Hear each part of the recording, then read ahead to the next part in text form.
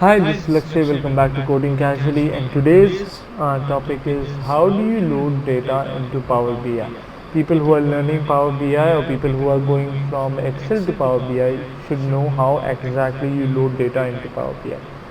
Power BI is a platform which supports multiple routes. I don't even know how many ways through which you can get data into Power BI. There are so many, but I would like to tell you that there are among some. How can I say? It's like there are popular ways. So we would like to show you what are the popular ways through which you can load data into Power BI. The first one is, of course, you can get a CSV into Power BI. You can go on text and CSV. I have a CSV file on my desktop. I press the button and you'll see that this is how you load a CSV into Power BI. It can take good 1 minute max to max. Probably it did not take 1 minute right now, like 30 seconds, 20 seconds, depending on how big the data is and how fast is your machine. So on this window, you'll get the opportunity to transform the data or load the data exactly.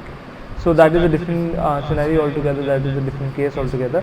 If you just want to load the data which this video is actually concerned of, so you just press load and you'll get the data on it.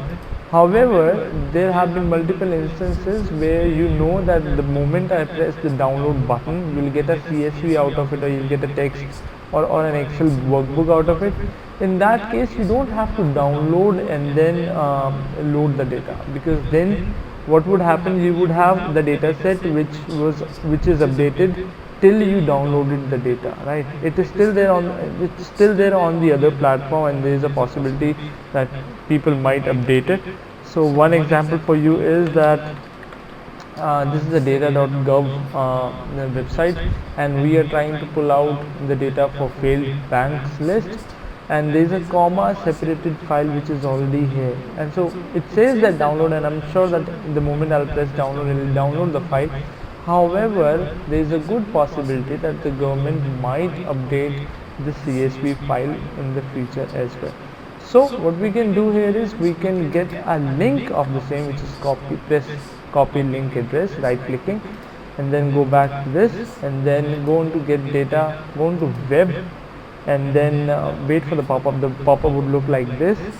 You press you paste the same here, and then wait for the options to arrive. So if you are new and if you're trying to do the same, there is a possibility that you might get another pop-up, and in the very pop-up on the left it would state anonymous Windows authentication basic and everything.